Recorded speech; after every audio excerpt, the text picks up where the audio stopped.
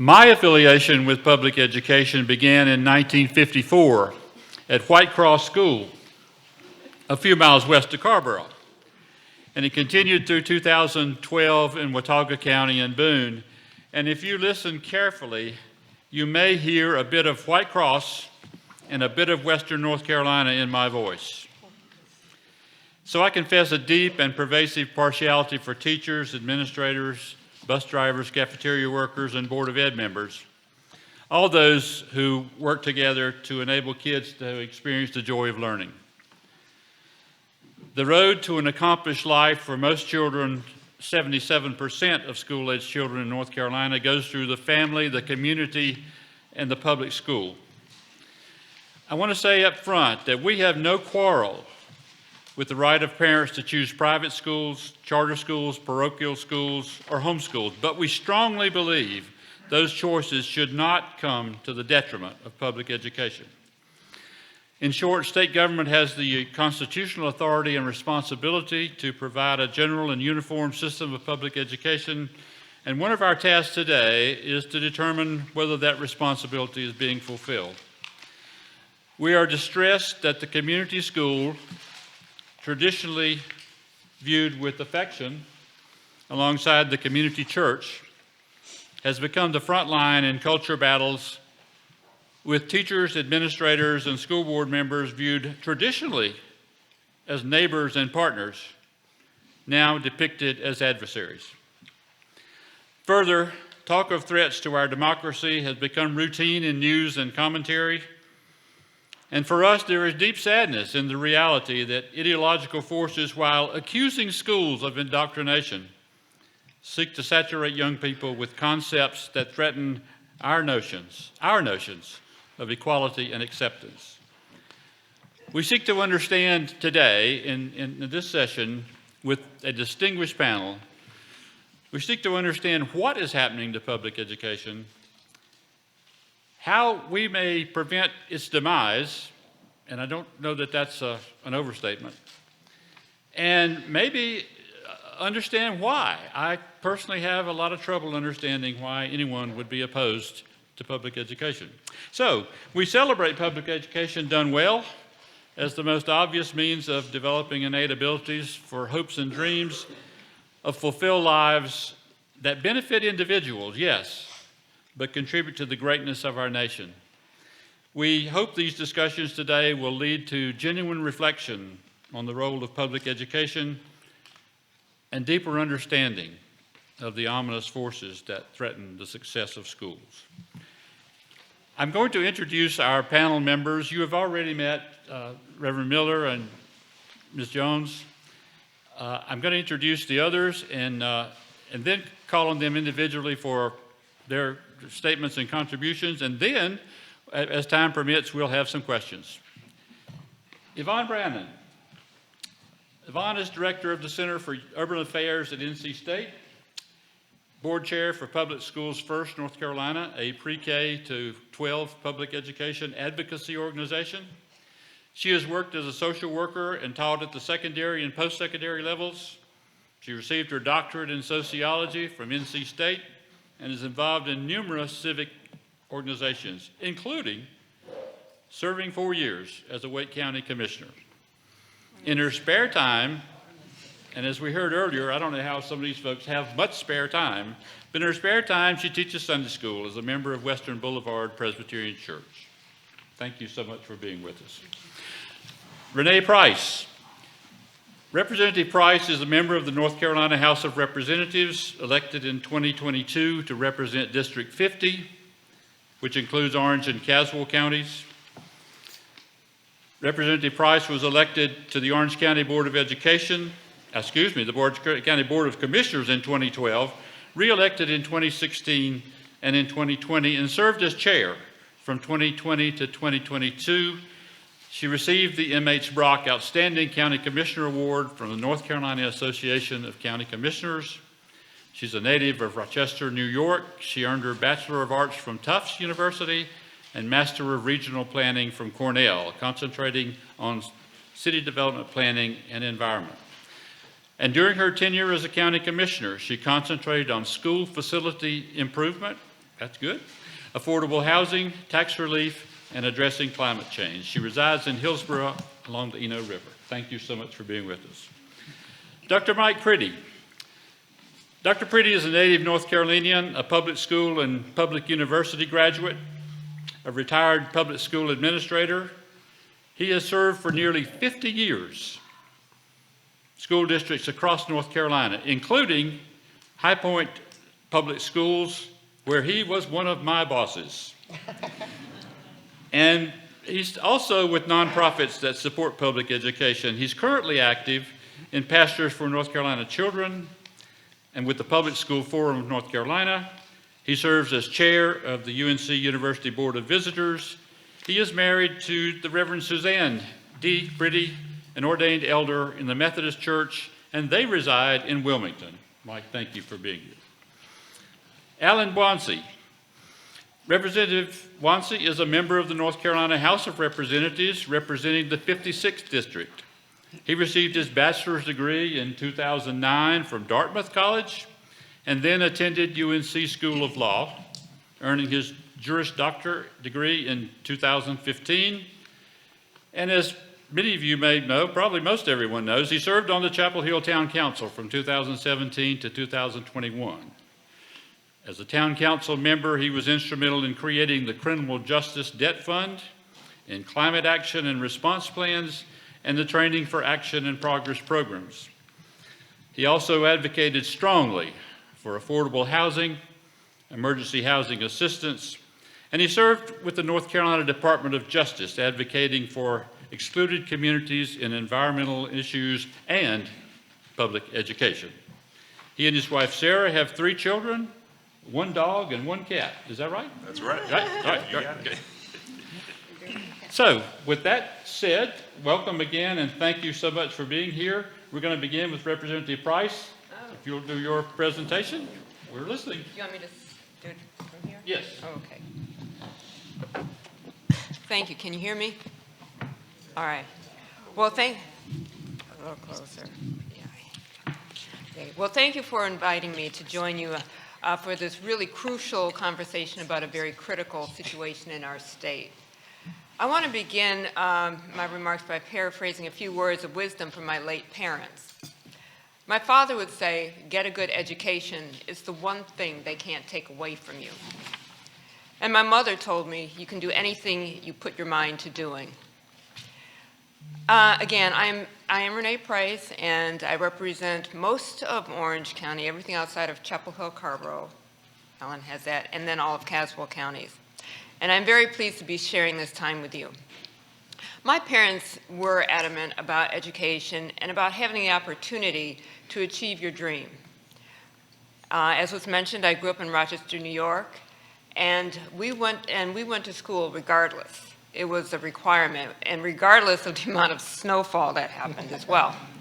So I place a high value on learning, realizing that knowledge is a pathway to freedom, independence, and the ability to see and go beyond your horizon. All children deserve a sound basic education if they are to thrive in a multidimensional 21st century society, and a robust public education is critical if North Carolinians are to advance in a multicultural global community.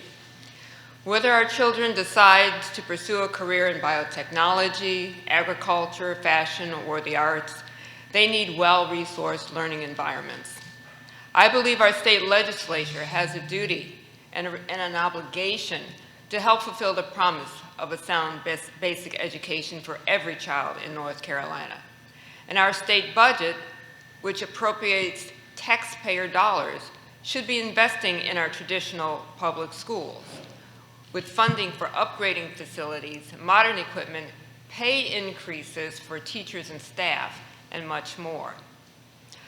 On August 14th, Representative Wonsey and I held a press conference in Hillsborough, joining our colleagues across the state in an urgent message that North Carolina public education is in a crisis.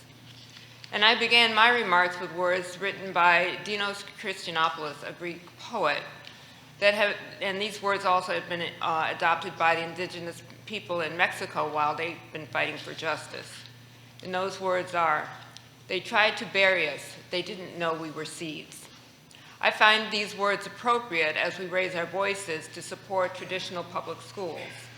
House and Senate bills that we debated in our chambers this year essentially have tried to bury our public schools, as well as our advocacy for public education. And the evidence is in the state budget that was passed on September 22nd, early in the morning. The budget bill includes $618 million over the next 2 years for the Opportunity Scholarship Grant Reserve, which will allow all children, including children from wealthy families, to receive tuition assistance to go to private schools. And as for public school teachers and support staff, they will receive a 4% increase in pay this fiscal year and a 3% increase the following year. And bear in mind that the rate of inflation is higher. So whether legislator or community member, we have a responsibility to our young people to assure them a path to a meaningful future. So we can be those seeds they thought they had buried. We can be the seeds of determination, of resilience, and of hope. How so? Because seeds germinate, grow roots, sprout, develop into plants and trees that blossom, emitting a fragrance that compels justice for all. And plants will propagate more seeds that will germinate to persevere in this work for justice. Traditional public education in North Carolina is in a crisis. And I appreciate all of you for paying attention and for supporting efforts to do the right thing for our young people. Public schools bring children of various cultural and socioeconomic backgrounds together to learn to accept each other for who they are and to learn the trials, tribulations, achievements, and contributions of people of all races and ethnicities who actually built this nation. So in closing, may we stand united in purpose to resist the assault on traditional public schools, to insist on investing in our teachers, principals, and staff, and to persist in assuring a sound basic education for every child. Thank you.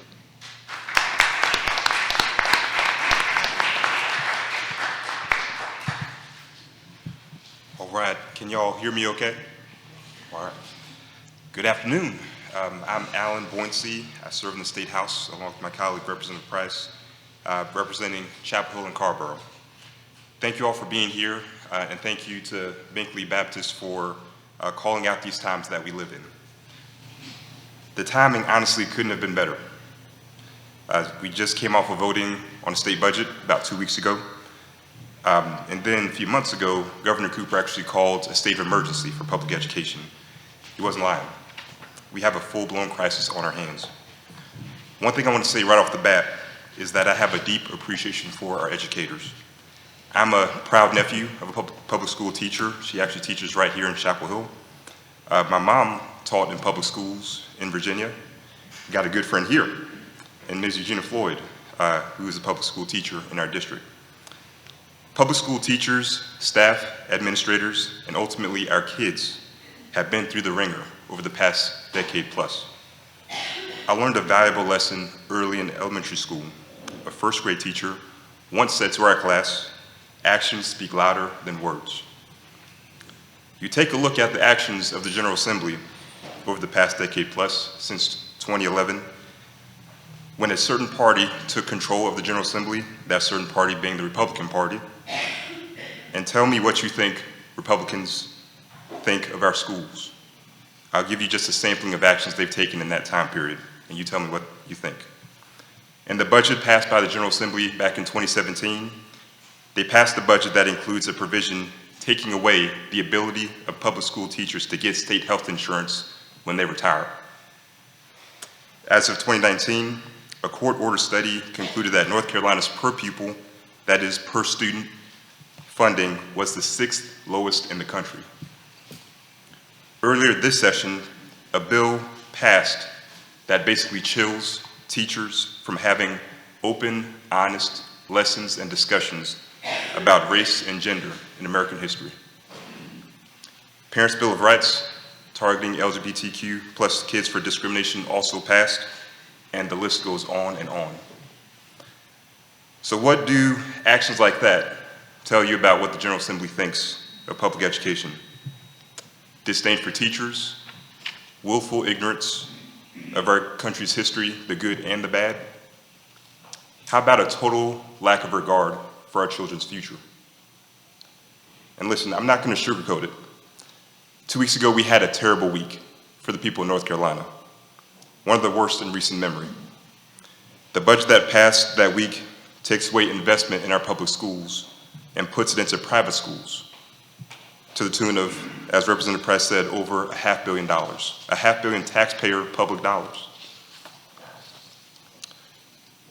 And not to mention what Dr. Miller said earlier about the court ruling in the Leandro case that came back in the 90s that basically told the General Assembly and the people of North Carolina that the state legislature was underfunding public schools. And so now we have even less money to work with to put towards our kids' future, to put towards the people and workers that support our kids. And if you look at all the money that's being spent on vouchers, you could actually use the same amount of money to double the salaries of teachers. The raises that teachers get in this state budget are smaller than inflation rates. And in fact, statewide office holders will get double the pay raise that public school teachers and state workers are receiving. Meanwhile, the budget does nothing to help schools, especially our poorer schools, recruit teachers, nurses, counselors, bus drivers, and many other positions that remain vacant. Actions speak louder than words, and the actions we have seen are so regressive and so harmful to our kids' well-being. These actions beg each and every one of us to do everything in our power to reverse our state's course, calls on us to vote, calls on us to canvass, and spread the word to as many people as possible in North Carolina about the harm being done to our children. Thank you.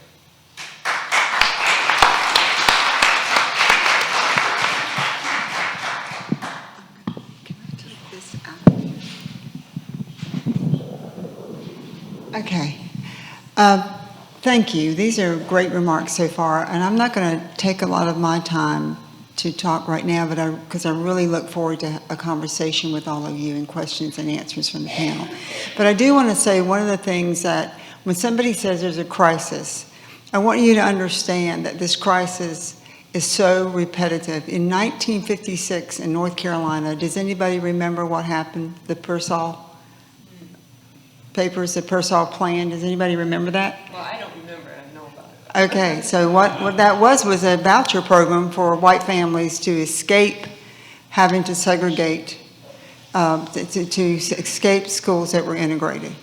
Okay, so in North Carolina, we've never really had integrated schools. We've had efforts at desegregation, and some of those have failed, and some of those have been okay. But we're seeing right now, and one of the reasons that we're in such a crisis is that we've had like a 40 or 50-year plot against public education in America. And I think I have to be that very blunt, because what we've seen is this steady march towards privatizing our public schools, privatizing all public things, right? Government in general. And what we see right now in public education is it's coming to fruition faster than we ever thought. When we took the cap off charter schools, it was incredible what happened in terms of the folks that were pulled out of public schools. And what happened in our charter schools, and I've got a lot of handouts there. I have a sheet there that tells you a lot of what happened in charters today. I won't speak to it, but I want you to look at it. I also want you to look at that first page where you see the vouchers that are paid with public tax dollars to private schools, and you see what they are, mostly religious schools. So one of the things that I find is a crisis is that I'm a strong believer in the separation of church and state. I believe that's the foundation of our democracy. It is the foundation of America. I believe very strongly in that. It has nothing to do with my equally strong faith. But it does tell me that what we're seeing happen now is that we're using our public tax dollars, $500 million a year now, that's going to be going to private schools where most of them are religious schools. And to me, this is not just an affront to the public good. The whole concept of taxation in America has been for the public good, right? We collect money and build roads that we all can ride on. We clean our water, we clean our air, we run our government. It's for the public good. And public education is for the public good. Private education is fine, and it's a choice that people can make, and they should pay for. But taking our scarce public dollars to pay for private education that discriminates, and that should really upset us as a people. As a nation that says that we believe in the freedom of speech and religion, it should upset us that our money is going to discriminate. And I have a report back there. I really want you to look at this. We just finished it. I have just the report part back there on that little stand, and I have probably enough for one per household. But in the back, the whole page is 72 pages long. I went through every single private school that gets 100,000 or more in North Carolina and documented their policies for religion or diversity or these kind of things. And it's too long to print. But if you'll sign a sheet back there, I'll send you the link to read the whole thing online. And also at the very back of this report is a QR code where you can scan. But I just want to read you a couple really fast, okay? Here's one of your great Christian schools. It says here, at least one of the parents must be a born-again Christian to get into the school. High school students must be born-again Christians, and they have to sign and attest that they're born-again Christians. Okay, and they have to receive training and encouragement during the day that they are actually accepted Christ as Savior. Here's another school. At least one of the parents must be saved. They must have the life that shows a commitment. And if you do anything in your personal life that looks like you're not committed to your faith, you can be dismissed from the school. A student 12 or older must profess to be born again and live a life that's da-da-da-da. So let me tell you some other ones here. How about children who are LGBTQ? Here's 4 of the different schools. Here's Hilltop Christian in Fuquay, near me. Students are expected to live a life that is free of any, I won't say the words, but basically you cannot fornicate, you cannot be a homosexual, you cannot participate in any transgender activity, and you cannot participate in anything that's immoral. If it's judged to be so, you'll be kicked out of school. Okay, so to me, this is one of the biggest crises that we're facing, is that we're not just taking our scarce public dollars and using them for private education, but we're using them to discriminate against our families and our children. I grew up in a military family. I went to a different school every year of my life, it seemed. In every public school I went to, I walked in the door, they registered me, and they put me in class. I did not have to go through an application, a personal interview, a signing of a form to get my government to pay for my education. So this is really a critical issue we're facing. If you flip that little pie chart over, I just want you to look at that red. Do you see that? That is the money that we're putting into this private school vouchers, not only up to now, but what's projected over the next 20 years. These servants over here can tell you about this reserve fund. They're putting these millions of dollars into this reserve account each year, even if it's not spent. Money that children could be having universal meals, money that could be used for pre-K, for children who need pre-K. Money that could be spent on children with special education. Our special education in public schools is woefully underfunded, so it goes on and on. So I'm going to quit, because if you don't let me quit, I won't. But I would just want to say that we have this issue of segregating our schools by vouchers and charters that is real. It should matter to us as a people that wants to be united and learn to grow and live together as a country. I'm concerned about what we're doing to alienate our LGBTQ students and families and faculty. And I'm very concerned that this is a crisis that we are running our teachers out of the teaching profession, which is going to harm all of our democratic principles, whether you teach in a private school, a public school, or a charter school. You need to be able to see this as a worthy profession that is paid well and has benefits. So I'm going to stop.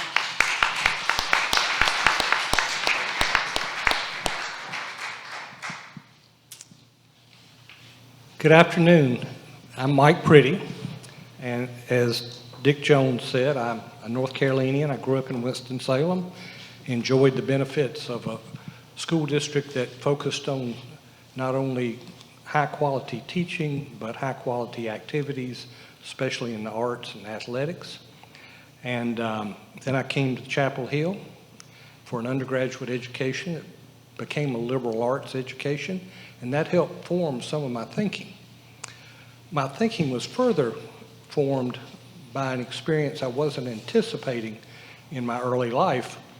As a student here, I was thinking about what I was going to do, and it was also the time of civil rights and protests related to the Vietnam War and other questions that were going on in America, but particularly the requirement that all of our schools be desegregated by court order. That offered me an opportunity to become a teacher in a rural northeastern county that I had not even heard of, even though I was a North Carolinian and studied North Carolina history. That county was the opposite, the very opposite experience of what I had had as a student. There was poverty, there was limited resources for the schools. The traditional schools experienced an outflow of students immediately with the court order, and the teachers went with them. So there were a large number of teacher vacancies due to the white academy. I say white because that's the only students who were enrolled, and their teachers. So for my purposes, that was my experience with Leandro in 1969. Now I know we didn't adjudicate it until much later, but the history of North Carolina public schools, and particularly the rural areas, is well documented over time. I'm so excited about this particular opportunity to be in front of you, but I'm especially excited about the leadership that Charlie Coble and Dick Jones and so many other people here have provided to bring you together. My wife is a Methodist minister, and when I get home tonight, I will be giving her this program and offering it to her as a suggestion for one of her next Sundays, maybe not next Sunday, but an upcoming Sunday. Y'all have done a really good job of lifting up teachers and public education. I thank you for doing that. I'm also quite honored to be among this panel. Thank you for your elected service. It's a special kind of service because you put yourself out there to ask other people to let you do the job and then convince them that you can do it, and often keep the job because you've done the work that you promised to do. And I greatly appreciate that. And to be with Kimberly and Suzanne. I happen to serve on the board that Suzanne's the executive director of, the Pastors for North Carolina Children. I only joined her a couple years ago, and I did so for several reasons. One is I just spent about 30 years on the Public School Forum of North Carolina's board, and I'll refer to that in just a minute. But I have recognized that if we do not reach the faith communities, we will not be successful. Now, I know our faith communities look different now than when I was a child. As I looked around your attendance this morning, there are more people that qualify for Medicare than there are who qualify for preschool. That's okay. Wisdom comes with age, and confidence comes with age. And that's really why we're here. Our job here today, I think, is to encourage you to look a little deeper into why it's easy to be complacent in Chapel Hill because you're not in person in Caswell. So personally, I just had another experience of failed retirement. The reason I've been in this business for 50 years is because I can't get out. And my wife says that I have failed retirement 6 times. My most recent failure, I did not seek, I don't seek any of these, but I was in a county southeast of Wake County. It wouldn't take you long to figure that out, but it's not important to name it because it's representative. I just served as interim superintendent there, had a wonderful experience. I served with a school board that's more reflective of what I'm seeing across North Carolina now than what we used to see. Very conservative, primarily of one party, and have what they have. The majority members had well-defined thoughts about all the topics that have already been mentioned. One of the leading citizens is the House Majority Leader, who would like to be the House Speaker. His daughter is a 3rd grader in a public school in that county. So he's conflicted. Father, husband, grew up in the county, went to the public schools, daughter's in the public schools, but he wants something so badly that he'll vote for what the leadership says we're going to pass. Not what we're going to discuss, but what we're going to pass. So he's going to vote for a voucher bill that you've heard about.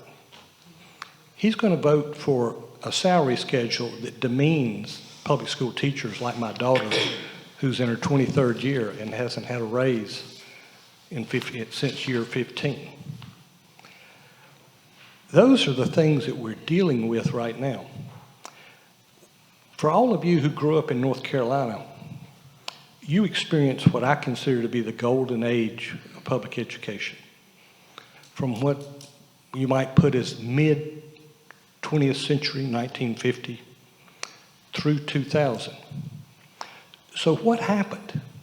How could North Carolina be one of the 2 states lifted up at the national level as one of the best in 2000, and here we are in 2023?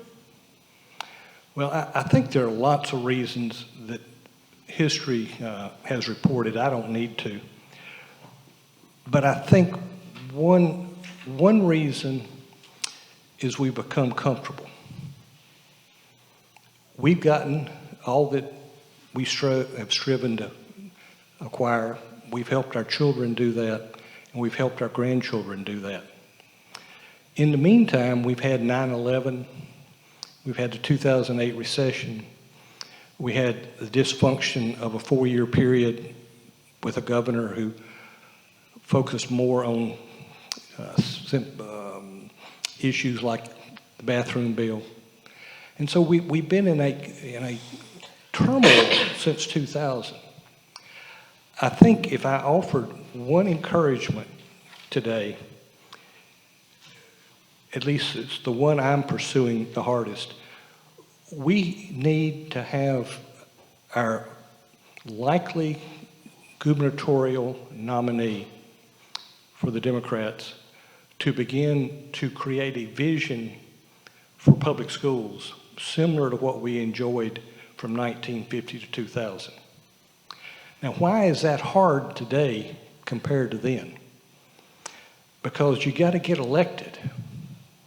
And if you come out too hard against charter schools and vouchers, you might lose the people in the middle. It's really tricky, I think.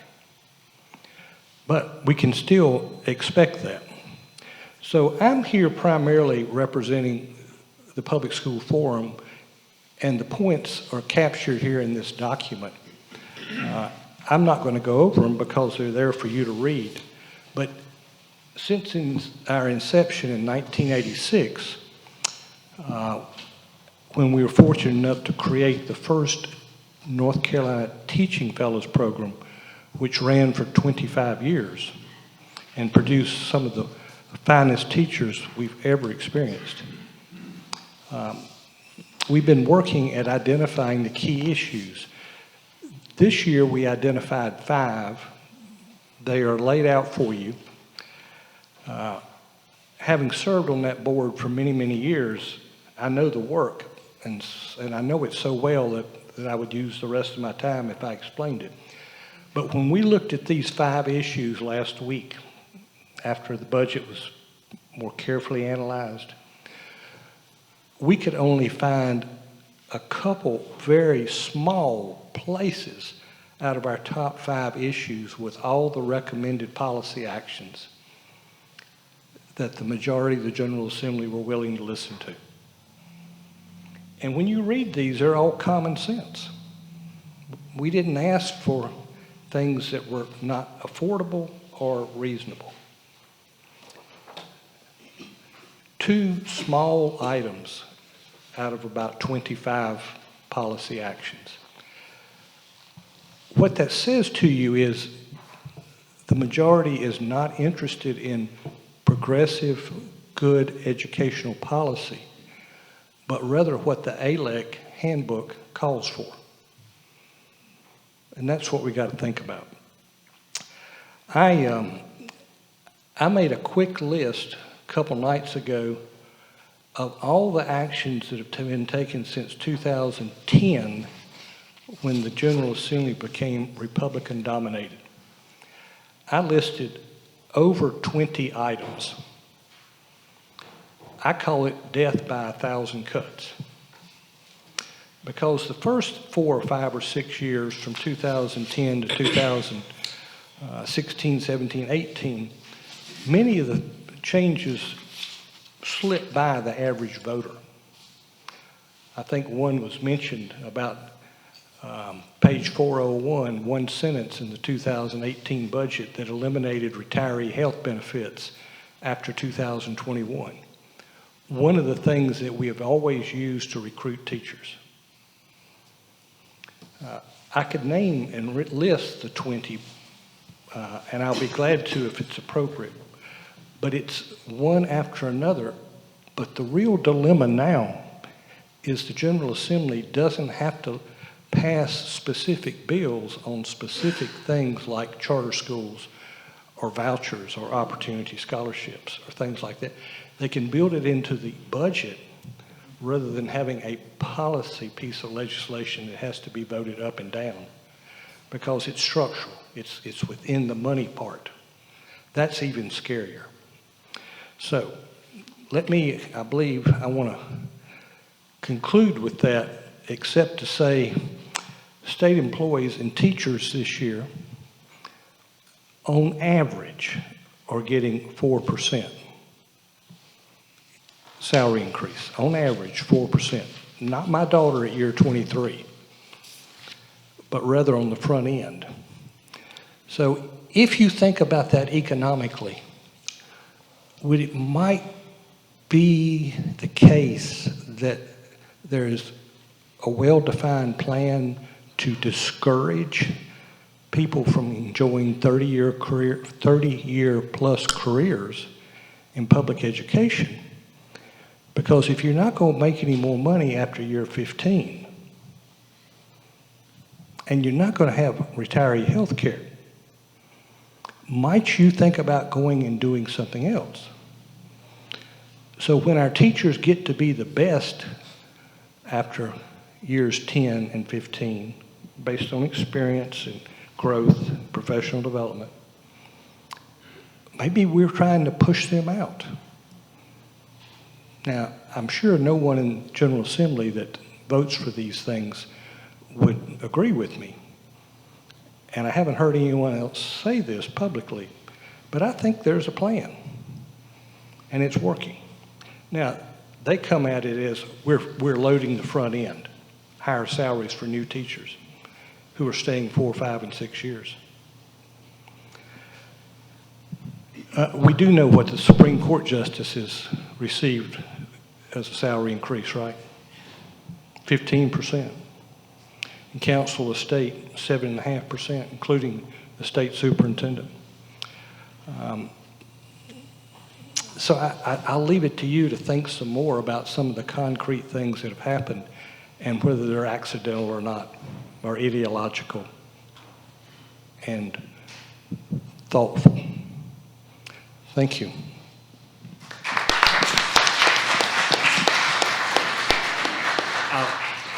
We've heard from Ms. Jones and Reverend Miller, but we'd like to give you a chance to chime in any time now if you have some reaction to some rather startling things that we've heard.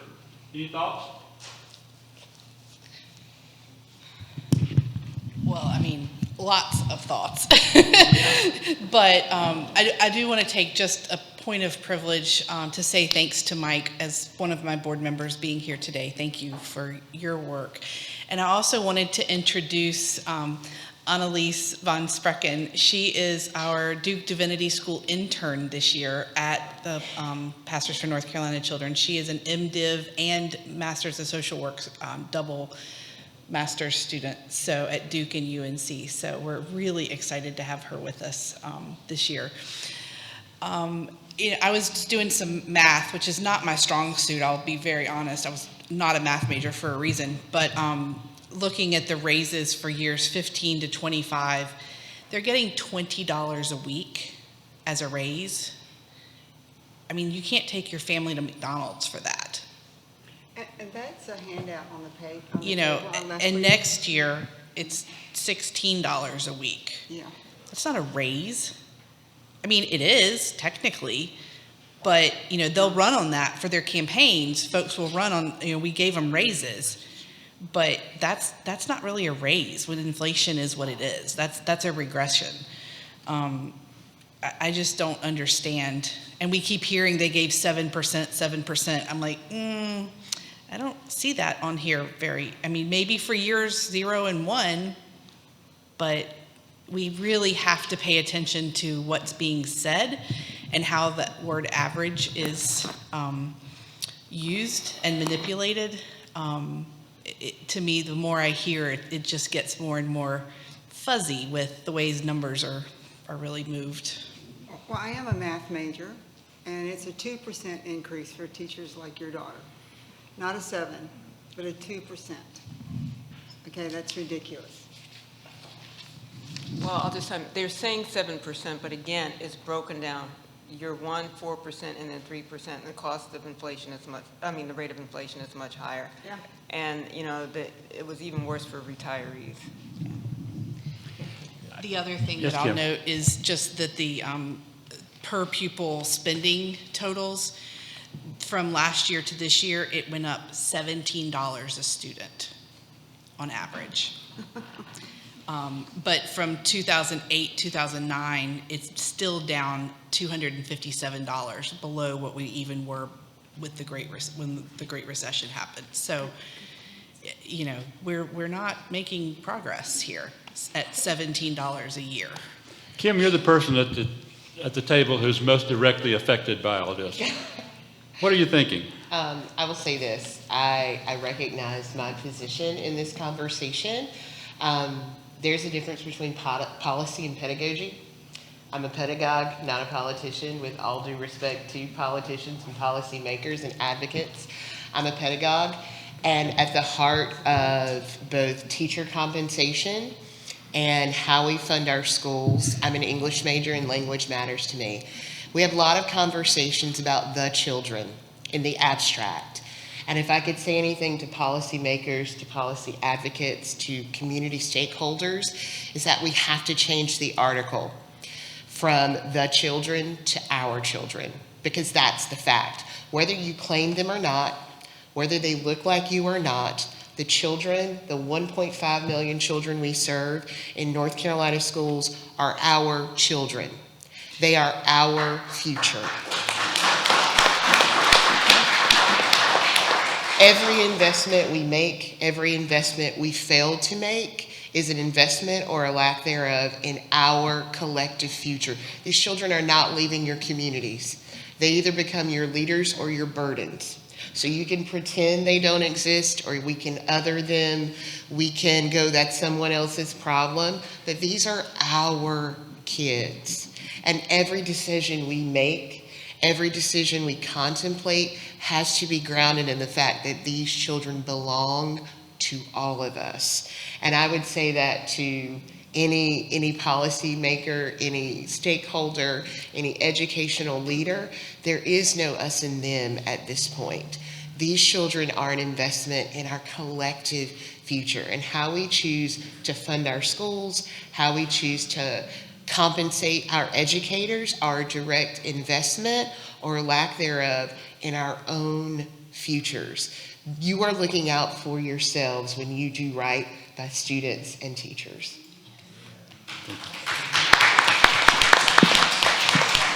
I want to ask a couple of really practical questions. What happens to parents who happen to have a very capable, proficient child who does well in school and a child who has special needs and is challenged? What happens when that person applies to the religious school for entry? They're not admitted. I'm just going to be that blunt, and we have it documented in here for many, many of the private schools. Because what they don't say you're not admitted, they invite you for an interview, then they start talking about what the services they have and what your child needs, and it becomes very clear they don't have the services that your child needs. So it's not like you're not admitted, we don't have these services and we are not obligated to offer them, right? So they skirt around the rules of discrimination that way, but I do want to say it is a plot. It is a plot to privatize our public schools and to take money out of our public schools. It is a plot to run experienced teachers out of teaching. It has been a plot to change the narrative for 40 years that says our schools are failing. They're not failing.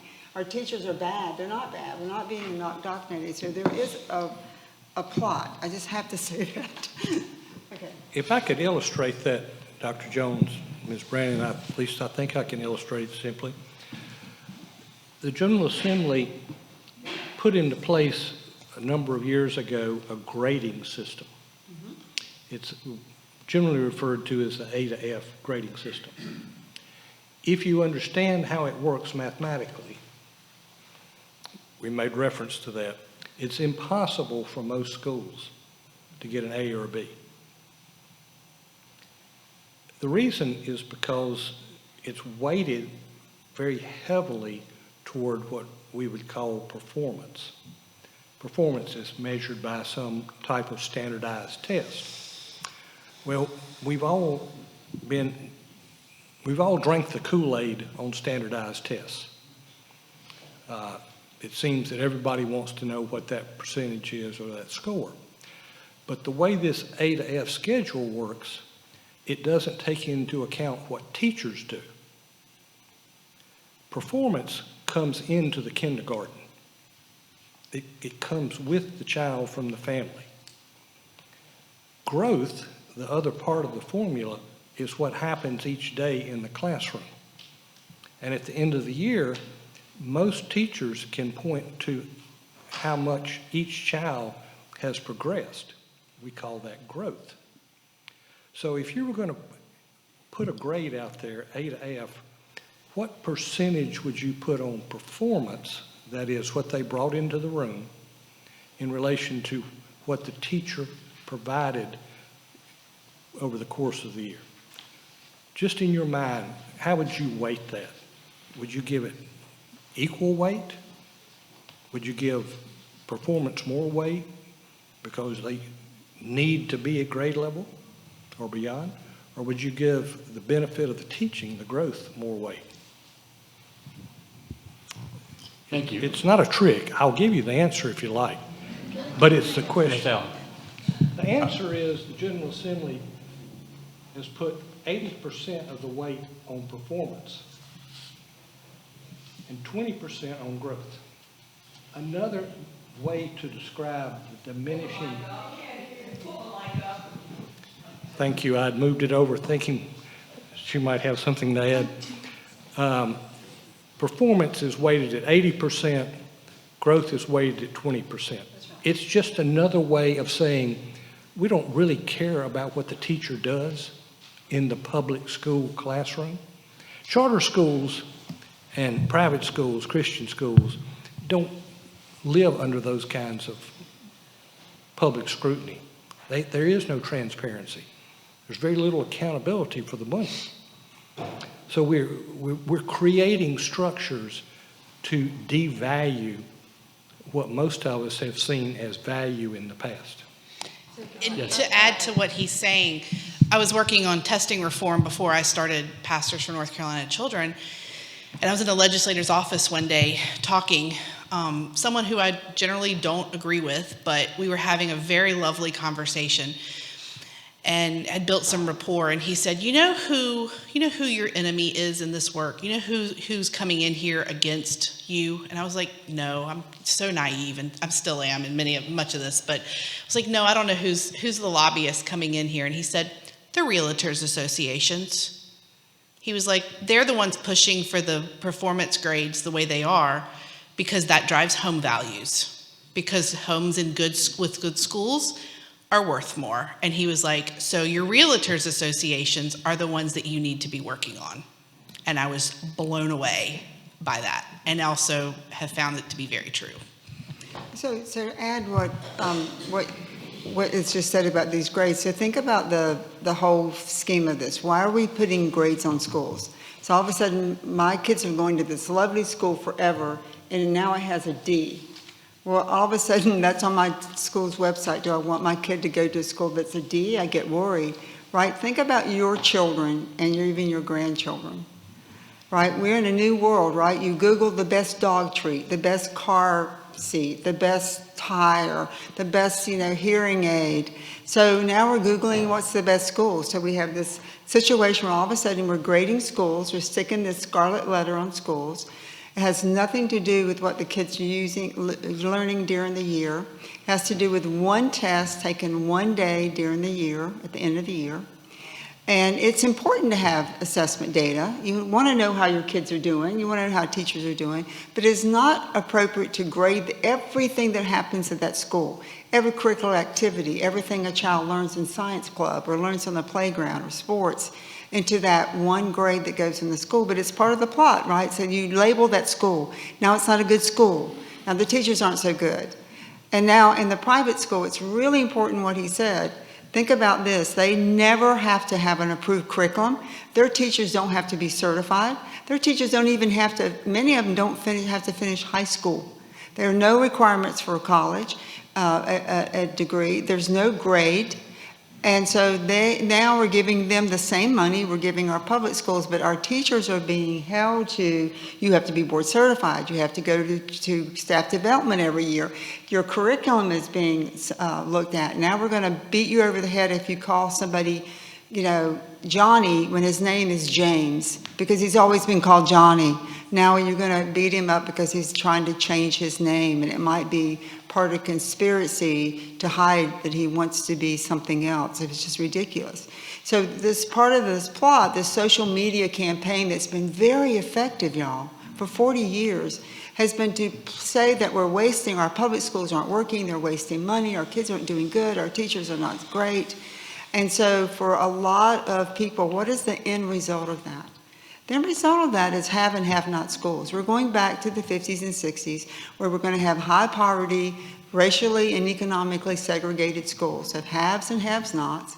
And then so what happens when that happens? The have not schools get less funding, they have less resources. I mean, we have seen this play out in the 50s and the 60s and the 70s in North Carolina alone, not just the nation. So you have to really take this serious. And maybe we're the best group. I see a lot of people out here with gray hair. I color my hair so you don't see it all. But we have a big responsibility right now to really stand up and speak up and fight for our grandchildren and for the generations that are going to come to make sure that we have strong public schools that are open to every child. Private schools are not, charter schools come and go.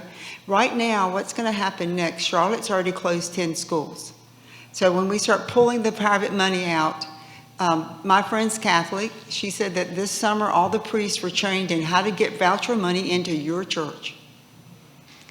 Okay, the Southern Baptist Convention had workshops on how to start a K-3 school in your church funded by voucher money.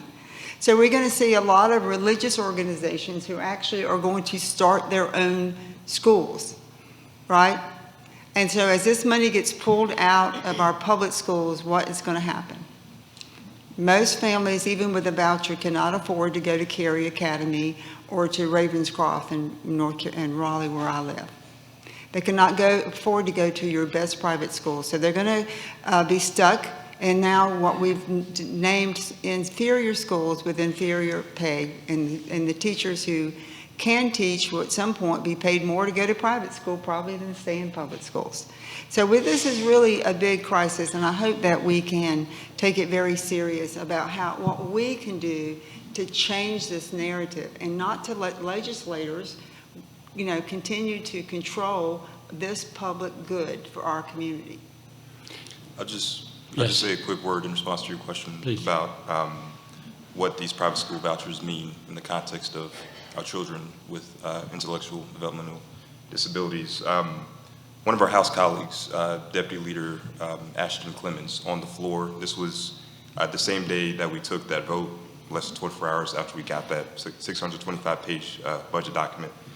But she, on the floor, said that she had talked with several mothers of children with intellectual developmental disabilities. One mom in particular who had an autistic child. She said that she had tried to get an opportunity scholarship, one of these private school vouchers. She got one and went to 3 different schools to see about getting her child in there. All 3 of those schools denied her child.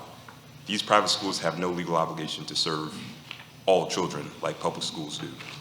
So I just wanted to say that. It's a vital point. I have just one last pragmatic thing. What happens to the budget of a school when 30 kids go to a private school? Now, remember, we didn't defund schools this year. What happens to the budget with 30 kids leave? Mike, you can answer that one.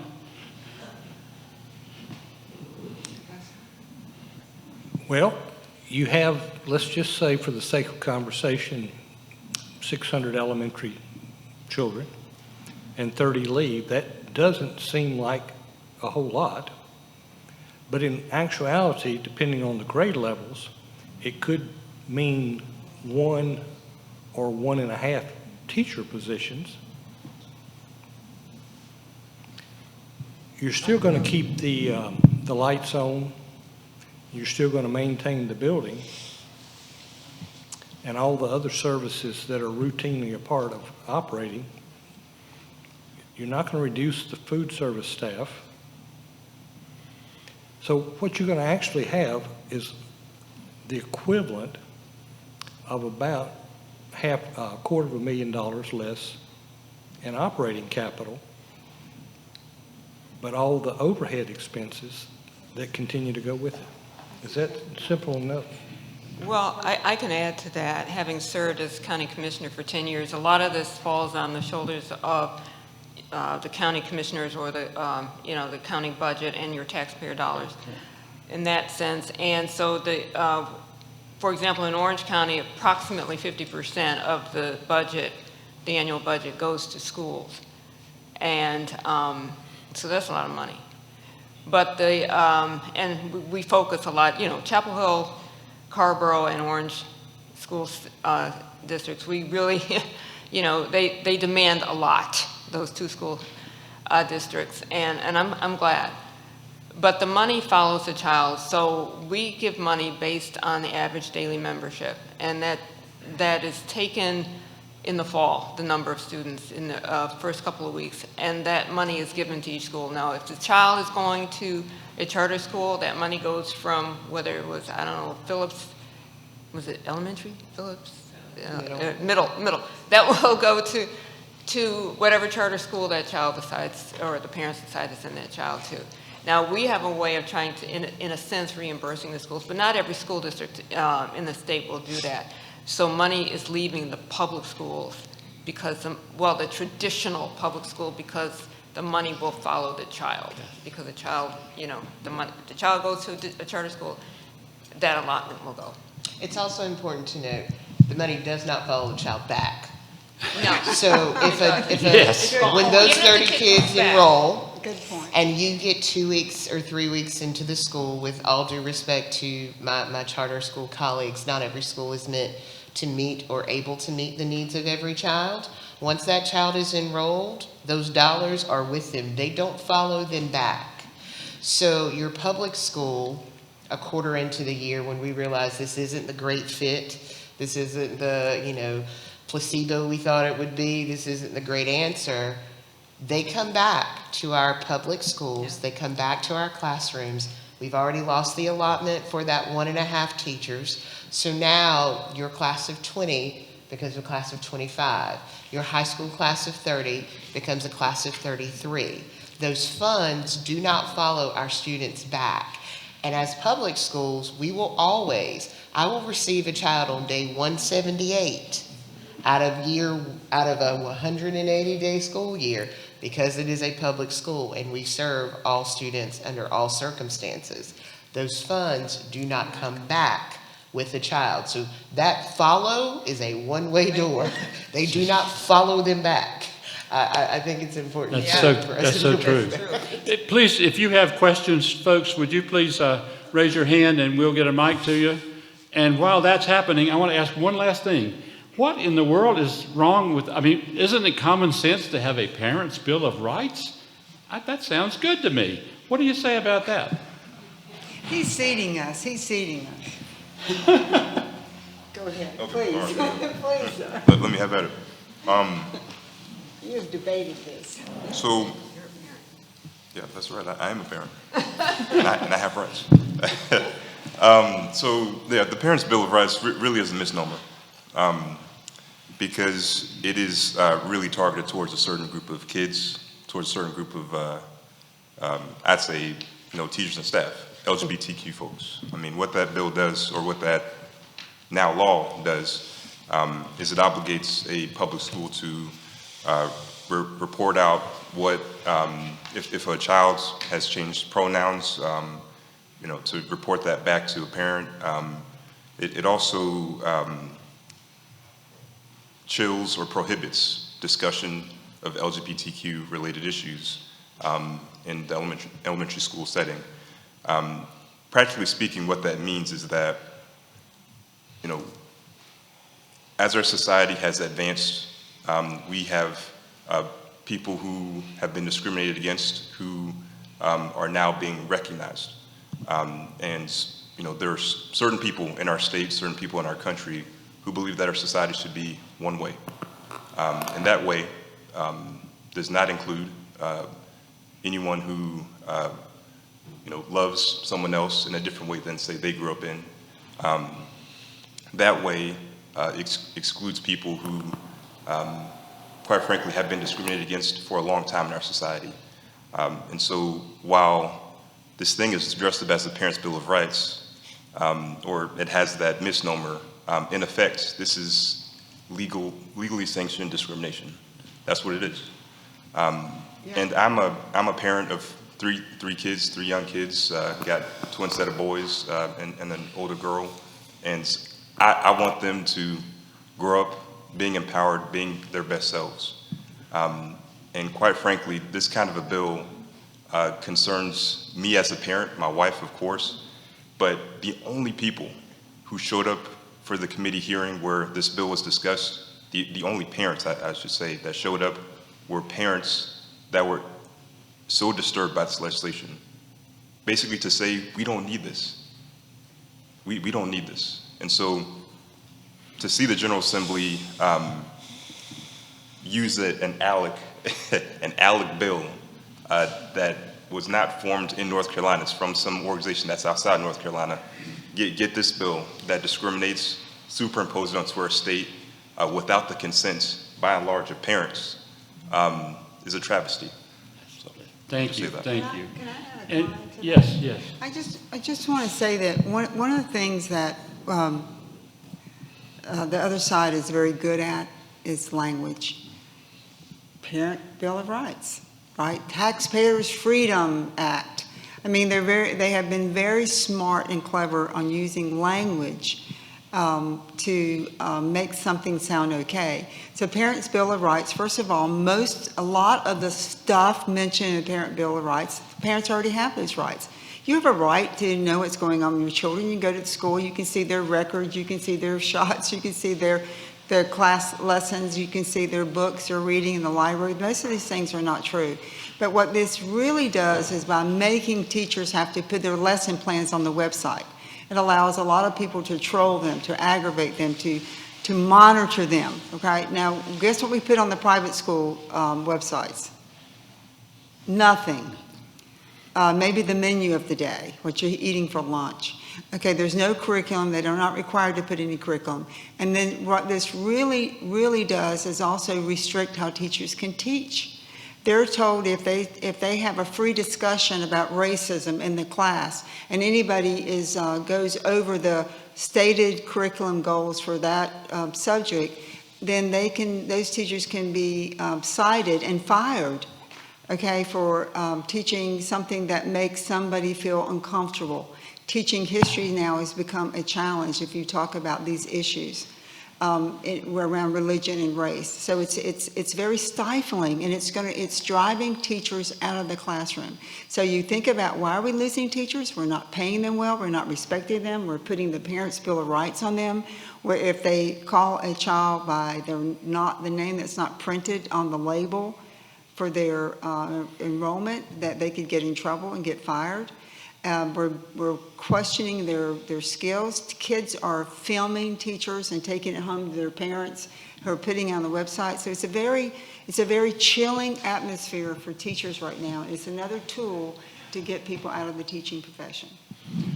Please, do we have questions?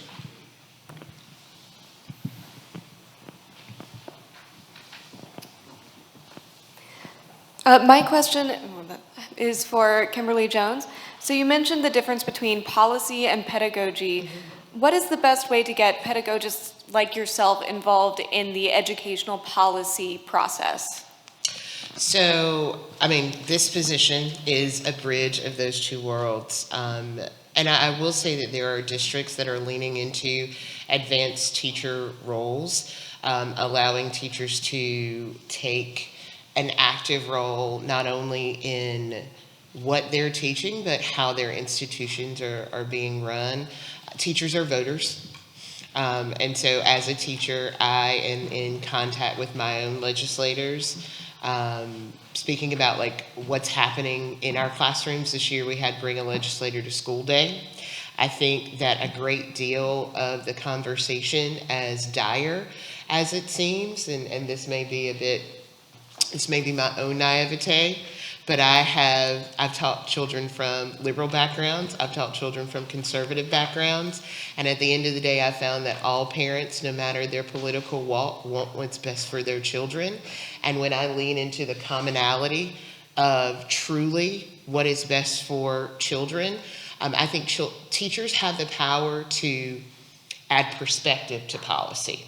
So even things like this Parents' Bill of Rights, when I talk to parents about what I teach, and I give parents access to my syllabi. In addition to teaching English, I'm a Holocaust educator and human rights educator. When I talk to parents about the importance and power of their children seeing themselves positively reflected in their learning environment, I know that there are outliers.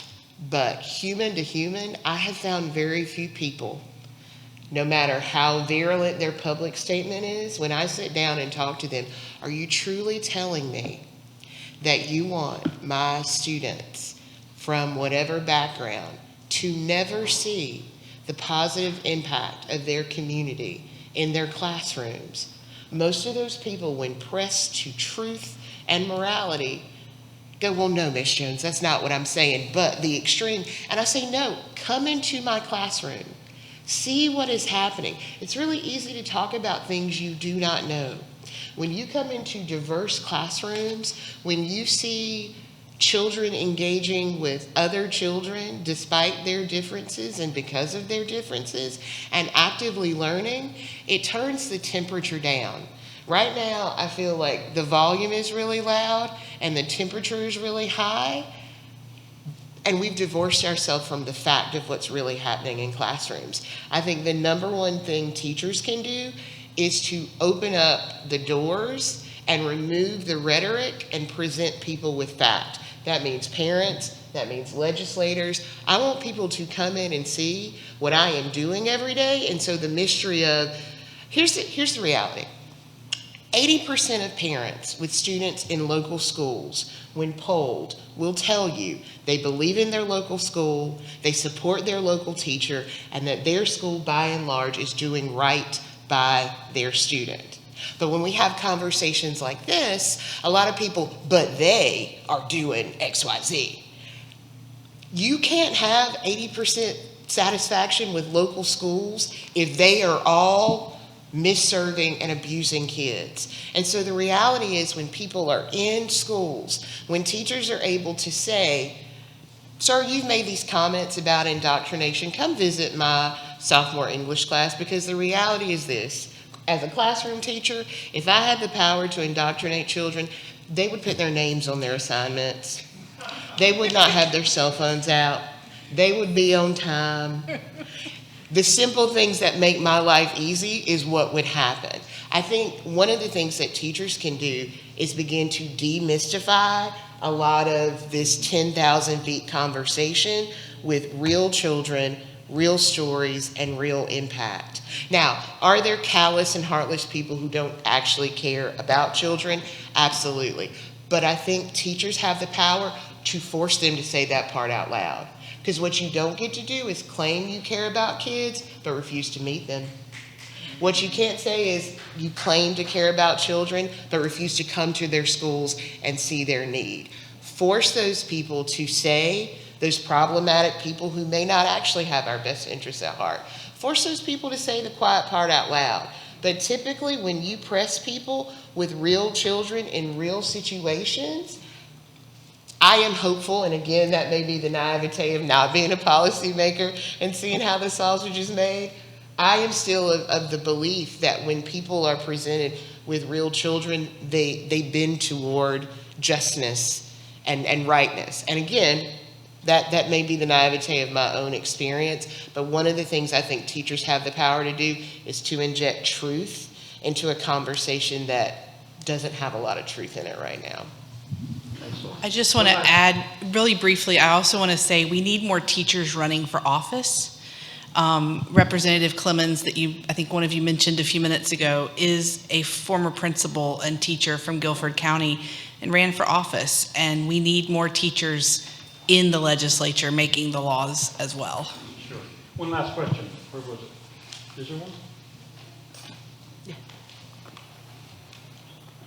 Hi, I'm a teacher here in Chapel Hill. Actually, my first year with Chapel Hill Carborough, after being home with my kids for a few years. We moved from New York City, where I was a teacher for 15 years. And there, I felt pretty insulated from national politics because of what local politics were like. Working in Chapel Hill feels pretty similar. I mean, Chapel Hill feels different than most of North Carolina. And so, question for the panel is, I'm a resident of Chapel Hill. My 4 kids go to Chapel Hill Public Schools. I don't think I need different public representatives. I like my representatives. I like who we elect. And there's real state problems. So what can the community in Chapel Hill do to help with state politics? Call Alan Boyncey. He is your representative. Go to his office. Yes, and you know, I was out in Rockingham County. It's a county north of Guilford County, right along the state line with Virginia. Home of Phil Berger, for those who don't know. But it's a very red county. But Rockingham Democratic Party invited me to come out and share a bit about the state budget. Without getting too partisan here, I would just say the folks up there are doing God's work. They are doing the very best they can to inform their neighbors, their family, about what the state legislature has been doing that hurts their own community. That includes disinvestment from public schools. And so I would encourage folks here to take up that mantle that a select few in Rockingham County have decided to do. You've got a lot of wonderful volunteers here in Orange County and in Chapel Hill, Carborough, but we need to get involved in those efforts. We need to go knock on doors. We need to be willing to make phone calls, not just to folks within the county. We need to go outside the county. And so I would just encourage you to get plugged in, reach out to me. I'll get you connected straight away. And I would add to that, some of you might live in my district, I'm not sure, but it really doesn't matter. I think we're all in this for the same purpose. First of all, I'm glad you survived New York City. I lived there too. And it's a different world. But I think each of us up here have told our stories. But each of you has a story. And I would encourage you to tell your story to someone that may not be as plugged in as you are or know what's going on, and encourage them to vote. There are enough votes in this area, in this state, to turn things around if we can just get people to the polls to elect people that really care. And I think that's going to be crucial because there is an attempt to go to privatize our schools. I was in the appropriations subcommittee meeting, and one of the leaders even said, his belief is that most parents, that there is a trend that most parents want to send their children to charter schools or private schools. And he believes that. But really what he believes, he just doesn't care about public schools and children that go to public schools. But I encourage you to tell your own stories. We're in position, but our position is predicated on you. Yes. So please, tell your story, get out and vote. Run for office if you have to. We can turn the ship around. And I really, I just wanted to really commend you for what you're saying because, I spent most of the last election working in Pender in Brunswick County. I live in Wake County. My Wake delegation is doing okay. But I feel a responsibility to go to other counties that need help working at the polls and spreading the information. So, a lot of us here, we have websites, we have publications, we've mentioned 4 or 5 groups here that work. Get our newsletters, get the information, talk to your mother and father, your aunts and uncles who live across the state, your friends who live at the beach, because this is a state. Care about the governor's race, care about state superintendent. A lot of these council of state positions also impact what's happening in our public schools, so care about those. But the last thing I'll say think about all the industries that private people have wanted to get government money from, whether it was cars or insurance. So schools public education is the biggest part of the national budget as well as state budgets and local budgets.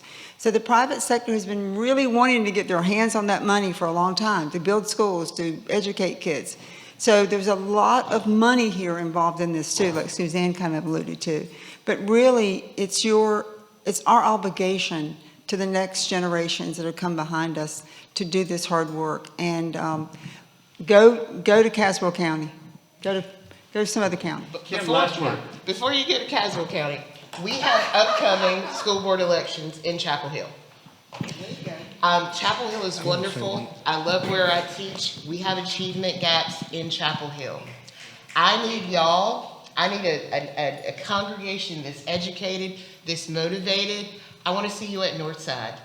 I want to see you at Scroggs. I want to see you at FPG. I want to see you amplifying the work of public teachers like me. I want to see you changing the ratio in our classrooms from 30-to-1 to 10-to-1 because you're volunteering a couple of days a week. Our kids in this community need you. They need you to vote for these people, but they need you in our schools. They need to see people invested in their future, and they need the gifts of your talents in their classrooms. Volunteer in our schools. Serve our kids directly, please. Mike, last word. Last word. First, Charlie and Dick, thank you again. Thank Binkley Baptist for hosting this. It's been wonderful. I would encourage you to think about the 1/3 of our adult citizens who don't understand the history of North Carolina's school funding structure. They come from other states that generally worked at the local district level, in contrast to our state working through the state legislature. They don't grasp that. So when they hear the state legislature is reducing taxes, they don't see the impact on the local public schools. That's 1/3 of our adult voting population now because of the people who've moved in since 1980. Thank you. Thank you. Before we give everybody a hand, I've got to recognize my buddy Charles Coble, who made this happen. Made it happen. Panel, thank you very much. Outstanding job. Thank you, folks.